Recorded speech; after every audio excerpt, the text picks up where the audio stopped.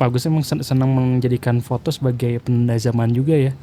Iya, saya sepertinya itu. Ya. Satu hal sebenarnya ada penanda bahwa saya pernah ke sana. Ada sebuah masa waktu itu yang bagi saya juga kenapa saya waktu itu tidak lakukan gitu loh. Padahal saya masih punya stok film ya. Tapi kenapa saya lakukan?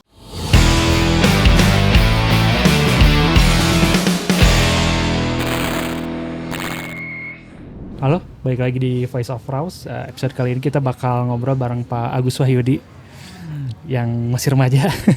Selamat malam. Salah satu fotografer dan juga filatelis Pak ya? Aktif di filatelis ya? Yeah. Filatelis remaja Bandung. Oke Pak Agus, tapi mulai motret tuh dari kapan sih? Kalau lihat dari Instagram Pak Agus kayaknya foto-foto zaman dulu juga masih ada tuh. Ya, kalau cerita motret ya, sebetulnya sejak punya kamera ya. Tahun berapa? HCB sangat HCB Hari Country Base. Tapi cerita punya kamera itu ada punya sendiri, kemudian ada yang pinjem, katakanlah gitu ya. Seingat saya kalau mulai punya kamera sendiri dengan demikian kan beli film sendiri ya.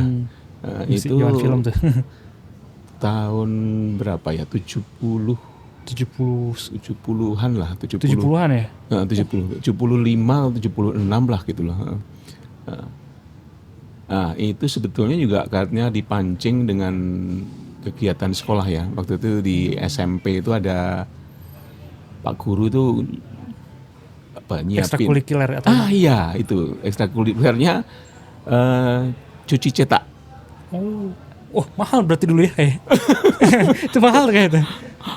Tapi seingat saya cuman prakteknya 2 kali kalau nggak salah tuh. Tapi alhamdulillah jadi gitu. Karena mahal.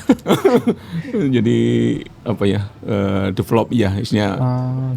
Cuci cetak. Ya cuci aja cuci foto ya, yang itunya cuci foto. Klisenya itu ya. Jadi bukan wet print, di print. Bukan dari roll film tuh enggak, tapi sudah jadi klise terus kemudian dicetak di wet print ya. Itu di situ. Itu tahun 75 lah. Berarti dulu awal-awal tertarik tuh karena ekstrakurikuler sekolah mungkin ya. Atau justru ada hal lain sih yang bikin di rumah banyak foto. Emang kebiasaan keluarga. Dari bapak saya itu, dan setelah itu kan saya tahu akhirnya bapak itu punya kamera yang ditoong dari atas gitu tuh. Oh iya yang gitu ya, TLR ya, TLR. Tapi ya kondisinya sudah nggak bagus lagi lah. Pernah saya belikan film. Ternyata filmnya beda. Yang 120. Bukan yang 35. Kecil-kecil gitu. Isinya berapa? 10 atau 12 ya. Itu. Hasilnya jelek. Tapi sempat saya cetak. Jadi saya cuci hitam putih ya, kemudian cetak. Ternyata begini. Akhirnya nggak saya pakai untuk hiasan aja. Tapi ternyata dengan saya pakai hiasan malah tidak tersimpan. Jadi saya nggak punya sekarang. Barang itu nggak ada. Jadi emang kebiasaan dari keluarga juga dulu emang udah kebiasaan memotret dan mendokumentasikan berbagai hal mungkin ya. Iya. Pokoknya ada kegiatan. Contoh yang kemarin tuh yang saya upload foto itu adalah foto bapak saya. Tapi nggak tahu itu kamera itu atau kamera lain gitu. Tapi itu bapak saya, dari bapak saya. Tapi saya belum ada. Dari bapak saya gendong seseorang gitulah, diajak jalan-jalan gitu loh. Itu foto bapak saya. Wah ternyata bapak saya nggak sadar sebetulnya sampai gede itu bahwa bapak saya dulu punya kegiatan begitu, kegiatan moto-moto, dan mungkin dulu kan mahal gitu loh. Mahal dan akses untuk pengetahuan belajarnya juga lebih terbatas sih Pak ya, nggak kayak sekarang kan tinggal buka YouTube. Tapi saya lihat foto yang dipakai itu bagus, jelas gitu loh, isinya komposisinya juga, bagus juga gitu, angle-nya juga bagus. Tapi memang itu yang ngambil bukan bapak kan, orang lain kan gitu, orang mungkin lain. tukang foto. Tapi yang diambil bapak saya nggak tahu.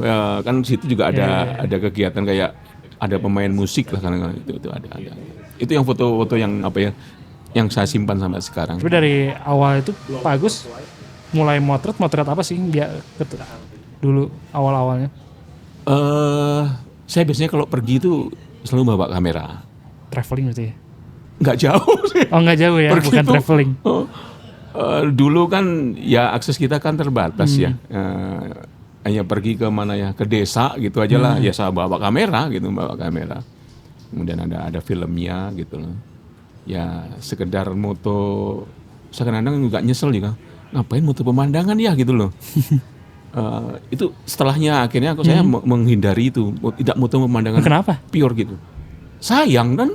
Siapa tahu nanti misalnya foto tahun 70 gunung misalnya. Sekarang udah nggak ada gunungnya jadi apa tambang pasir. Tapi saya biasanya ada orangnya gitu loh. Kalau moto pemandangan, ayo orang gitu. Seseorang itu harus tampil. Penanda zamannya mungkin ya dari fashionnya kelihatan. Satu hal saya akhirnya nyadari itu gitu loh. Tapi saya pengen punya pemandangan itu jangan polos gitu loh. Ada seseorang yang di situ gitu loh. Pengen seseorang ada lah gitu. Itu yang sering saya lakukan. Jadi motoin orang. Akhirnya motoin orang tapi ada di suatu tempat gitu. Itu sampai sekarang menjadi salah satu komposisi saya. Jadi kalau saya moto orang, saya nggak moto orangnya saja. Semua backgroundnya ya. Saya pengen ada lokasi itu teridentifikasi. Gitu. Jadi emang secara kesadaran dokumentasi itu emang menjadikan foto sebuah apa ya? Kayak artefak mungkin main. Jadi ini kenang-kenangan. Dari zaman dulu emang udah gitu ya. Akhirnya aku sadar sendiri gitu. Saya ya apa ya? Sampai sekarang nggak bisa apa ya? Dipaksa gitu karena fotoin orangnya aja nggak bisa. Mungkin harus ada penanda zaman. Penanda zaman. Ya. Akhirnya seperti itu akhirnya saya. Nggak sadar ya. Tapi si kesadaran itu tuh ada hubungannya sama hobinya Pak Agus nggak sih? Kan Pak Agus filatelis gitu ya. Filatelis itu kan terkaitan sama perangko, ada tahunnya. Apa mungkin ada itu ya? Kalau filatelis sendiri kan keberadaan perangko itu kan menandakan sesuatu.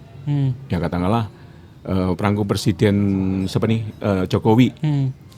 Diterbitkan bahwa pada saat ini ada Presiden Jokowi gitu loh. Penanda zaman. Itu akan nanti seseorang akan lihat ini ada perangko Jokowi. Berarti tahun sekian kan gitu kan. Ada perangko Pak Harto. Tahun sekian gitu. Itu sebetulnya. Berarti emang Pak Agus emang senang menjadikan foto sebagai penanda zaman juga ya? Iya. Saya sepertinya itu. Secara tidak langsung lah ya. Secara tidak langsung ya. Karena emang lumayan powerful tuh kalau kayak bisa di Instagram kita ada ngupload foto atau video 15 tahun yang lalu tuh udah kayak kayak kesannya beda tuh. Karena kalau kita foto yang dilihatnya saat itu kan bisa aja. Iya, benar. Berarti kekuatannya mungkin di situ, Pak. Iya, saya tuh sampai kadang-kadang gini, maksudnya saya keliling bawa kadang-kadang dari rumah ke kantor gitu ya. Kan saya biasanya bawa pocket kamera atau HP lah gitu. Saya kalau ada sesuatu yang menarik itu berhenti. Kayak tempo hari itu saya mau ke kantor terus lihat ini di gazebo itu dulu kan ada apa ya di tengah jalan tuh kan ada istilahnya separasi ya. Separasi begitu waktu itu kan ditebang tuh pohonnya itu kan berhenti dulu saya gitu. Itu mau saya upload itu. Jadi tapi saya kepikir waktu itu kenapa pemerintah waktu itu nggak segera aja gitu loh, kok nunggu sekian lama gitu, negosiasi mungkin ya, ini saya potong gitu, ada orang yang jangan gitu mungkin ya, tapi saya waktu saya dokumentasikan pas, tapi udah habis bawahnya, jadi tinggal pangkal pohon aja tuh, saya foto itu, sekarang udah nggak ada, barang itu udah. Pengarsipan sendiri gimana Pak Gus? Karena kan mendokumentasikan tanpa diarsipan juga iya. Jadi saya pantang buang file foto. Jadi saya tapi punya risiko juga ya. Jadi saya tidak akan yang namanya delete itu sangat hati-hati saya delete tuh. Di kamera maupun di Hard disk. di hard disk gitu. Sayang sekali saya. Lebih baik saya pindahkan. Jadi move gitu. Jadi kalau dari kamera move baru nah itu punya resiko kan. Suatu saat tuh ada kejadian yang fatal gitu. Jadi filenya kembar. Jadi saya pakai Nikon, di Nikon serinya beda. Suatu saat nomornya bersamaan. Oh iya, nama filenya. Nama ya. filenya. Ke override. Iya, waduh saya itu apa ya? Akhirnya nyesel juga ya. Aduh, kenapa? Ke override. Karena folder yang tujuannya itu saya kasih nama gitu, kemudian hasil itu saya masukkan jadi satu gitu. Begitu nomornya sama ya sudah yang terakhir kan yang masuk. Waduh. Begitu sadar besok paginya kan itu emang posisi sedang ngantuk. pengen segera pindahin gitu. Aduh. Tapi kalau pengarsipan yang dari zaman analog itu gimana Pak sekarang? Nah, ada penyesalan juga ya.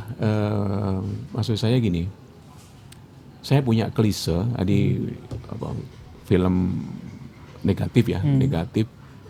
Itu sebetulnya pada waktu selesai cuci cetak, biasanya cuci cetak itu tidak semuanya juga pilih dulu kan, ini dulu lah yang mana gitu yang dicetaknya. Misalnya kaitannya dengan biaya ya satu hal, mungkin juga kepentingannya gitu. Nah, suatu saat yang cetak sih oke ya, udah dinikmati, udah dilihat kan gitu. Sekarang yang belum dicetak gitu ya, belum dicetak itu suatu saat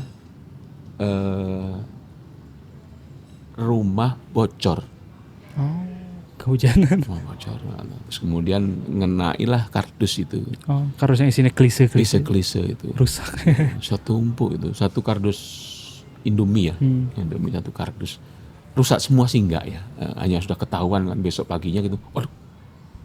Waduh saya tapi ya sampai kemarin tuh saya bongkar tuh tetap nggak bisa sepertinya nggak bisa diselamatkan karena udah lengket. Iya. Agak susah ya Pak ya. Tapi tidak semuanya ya, karena emang ya nggak sampai bukan kebanjiran ya, tapi tetesan aja lah.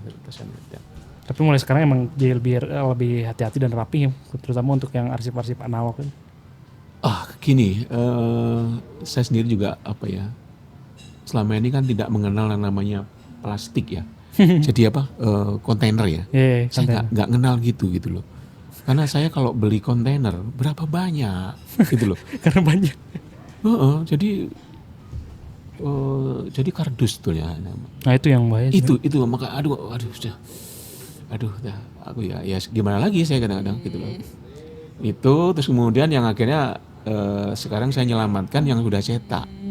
Jadinya yang cetak aja. Cetak itu saya scan.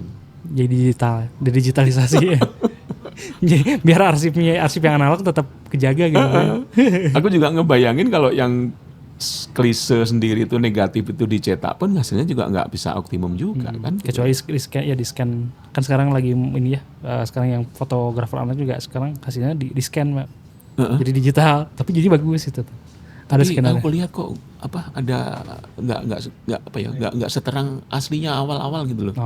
Ada penurunan kali ya. Aku juga ngerasa ini kalaupun dicetak, tapi rencana kemarin mau saya scan semua di negatif maupun yang cetakan, ya, pengen punya lah gitu loh. Tetap di digitalisasi ya. Tapi ya saya belum punya scanner negatif ya. Scanner. Karena waktu itu saya pikir punya dulu lah yang scanner biasa. Biasa aja.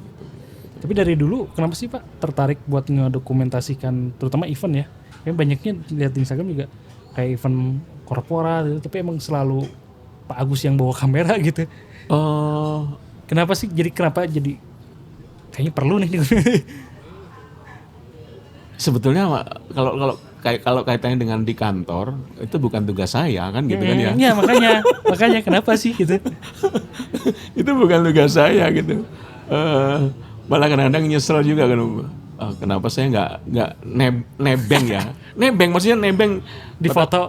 Enggak, maksudnya gini, suatu event apa gitu corporate gitu, terus dia kan dapat fasilitas perjalanan. Yeah. Nah, kenapa saya nggak ikut gitu loh? Padahal kalau ikut kan ya apa ya, entah nanti memang moto atau enggak ya, tapi ikut gitu loh, ikut. Kan apa ya, ada kesempatan itu. Tapi aku tuh teman-teman pada berangkat ya berangkat lah. Saya nggak ikut gitu loh. Nyesel juga. Tapi kalau suatu saat ikut, saya dulu pernah pengen punya. Saya bukan di apa ya, di humasnya lah katakanlah. Tapi waktu itu pergi sama kepala regional gitu loh. Saya pengen dokumentasikan apa yang dilakukan. Itu kenapa sih? Ya karena selain nggak ada yang mendokumentasikan ya, kan humasnya nggak ikut gitu loh. Saya yang ikut. Nah, tapi kalau nggak ada saya siapa lagi kan gitu kan? Siapa lagi? Di akhirnya waktu itu ceritanya roadshow kan, di apa, keliling wilayah di Sumatera itu. Ya sudah, dengan kamera sederhana lah waktu itu ya, sederhana, pakai pocket gitu loh, nggak belum apa, awal-awal digital, SLR. awal-awal digital, Oh, awal digital. Jadi pakai pocket waktu itu. Tapi kalau yang periode sebelumnya saya juga belum pernah pakai SLR yang belum. Nah, karena emang benar-benar pure dokumentasi untuk pribadi lah Pak ya gitu. Sebenarnya. Iya, nggak saya serahkan ke kantor. Iya makanya kan. Nggak saya serahkan ke Tapi kantor. kenapa sih punya intensi itu gitu? Kayaknya foto deh. Kenapa jadi penting gitu buat Pak Agus sih dokumentasi? Padahal yang difoto juga ya maksudnya bukan acara Pak Agus gitu ya. Iya. Kenapa jadi? Satu hal sebenarnya ada penanda bahwa saya pernah ke sana. Walaupun nggak ada Pak Agus di situ ya. Bener, saya kadang-kadang kenapa saya nggak ada saya ya gitu loh. Ya tapi ya kadang-kadang suatu saat kalau sangat apa ya punya bobot gitu, ya minta tolong lah gitu. Ya minta tolong gitu. Minta tolong. Dan belum musim selfie dulu ya. Belum ada. Tapi kaitannya berarti sama kayak tadi ya tentang penanda waktu juga ya. Iya. Intensinya berarti memang ke situ ya, Pak Agus pengen punya sesuatu apa ya, bukti sebagai penanda waktu bahwa saya pernah di situ. Betul. Iya. Okay. Ada apa ya, sebuah apa ya, masa waktu itu yang bagi saya juga kenapa saya waktu itu tidak lakukan gitu loh. Nyesel gitu loh. Padahal saya masih punya stok film ya, tapi kenapa saya lakukan? Yaitu ketika saya ada di Dili. Oh. Di Dili, tahunnya sekitar 98 atau 99 ya. Waktu itu udah pecah. Belum udah masih. rame-rame gitu, mau ada apa, permintaan untuk apa, merdeka gitu kan ya. Waktu itu saya ada perjalanan ke sana, terus kemudian saya cuman moto apa adanya aja lah gitu loh. Saya bawa dua film atau 3 film biasanya, isi 35 gitu. Nah terus masih ada sisa, kenapa nggak saya lakukan gitu loh waktu itu. Aduh nyesel. Karena begitu saya balik ke Denpasar ya rame-rame kan. Iya. Nggak bisa kesana lagi saya. Jadi nggak dapat suasana sebelum itu ya. Aduh saya. Meskipun ya saya pakai waktu itu pakai Ricoh 500 GX ya. Nah, itu kamera belinya bekas pakai bekas. Tapi kebiasaan Pak Agus itu sampai sekarang justru menerus ya Pak, jadi konsisten terus intensinya mendokumentasikan event itu, ngejaga konsistensi gitu. Aku tuh kadang-kadang apa ya, seakan-akan kalau ketemu sesuatu yang apa ya, kenapa saya nggak lakukan tuh kayak ya nyesel gitu ya. Jadi sekarang daripada nyesel nggak motret, mending motret aja. Motret aja lah. Meskipun hasilnya kadang-kadang apa ya nggak tahu buat apa gitu. Kadang-kadang pernah suatu saat tuh nggak bawa kamera gitu ya pakai pocket, nggak ada pocket ya pakai HP lah pokoknya ada sesuatu lah, katakanlah ya tadi apa, nyesel gitu, ngapain saya tadi, meskipun kadang ada banyak teman-teman fotografer kan, tapi ngapain moto ke sana ya, saya pengen moto di sini kata-kata, pengen apa ya, framing sendiri lah gitu lah. Itu aja sih istilahnya. Oke. Kan karena kan Pak Agus sih sebenarnya stok fotonya berarti banyak banget nih kayaknya. banyak banget. Ada nggak sih rencana atau selanjutnya gitu pengen membuat sesuatu project atau karya menggunakan semua arsip yang Pak Agus punya? Atau Pak Agus mungkin kedepannya mau bikin project apa sih menggunakan fotografi ya?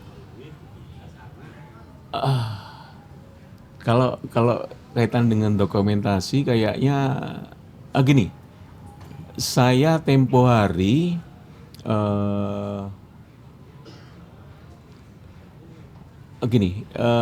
apa ya, mau nggak mau kadang-kadang kan apa ya, seperti tapi saya nggak komersial gitu ya, nggak pengen komersial.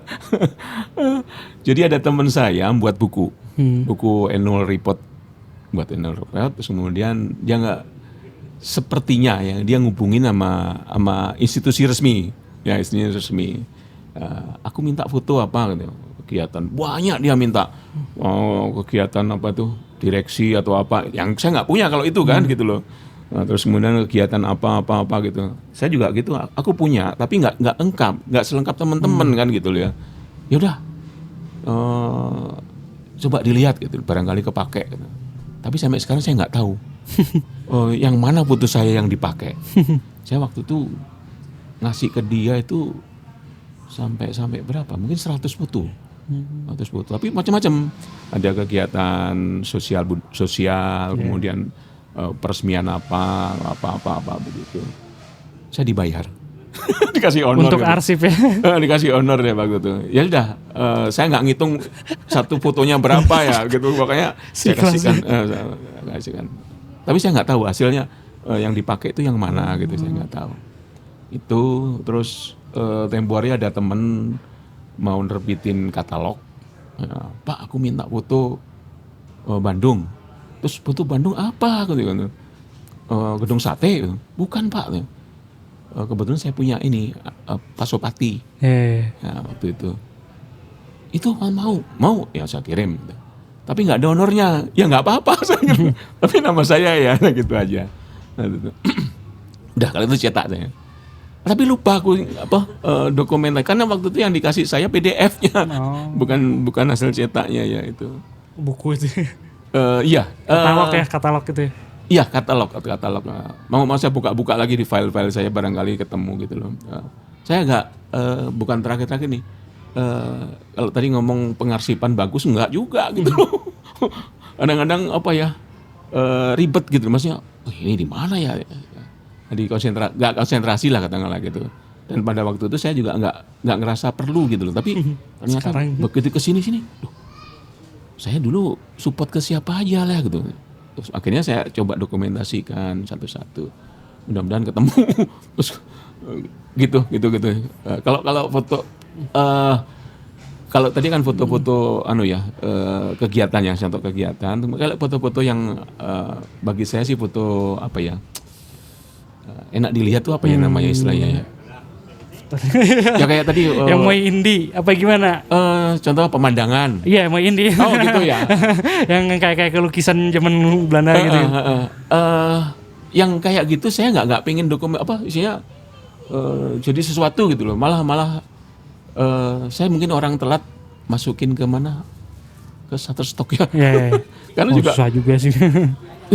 Selain itu juga saya ya tadi saya nggak konsentrasi ke situ kan, kalau namanya pemandangan kan gitu loh. Tapi beberapa kali file saya dibutuhkan untuk kalender. Nah itu maksudnya terutama kaitannya sama waktu Pak. Pasti dia punya foto ini zaman dulu. Mungkin suatu saat foto-foto jadi Pak Agus mungkin jadi jadi bahan penelitian kah atau penuhin zaman. Tapi Pak Agus sendiri nggak ada intensi untuk menjadikan foto-foto arsip Pak Agus itu jadi sesuatu karya, nggak ada atau belum atau?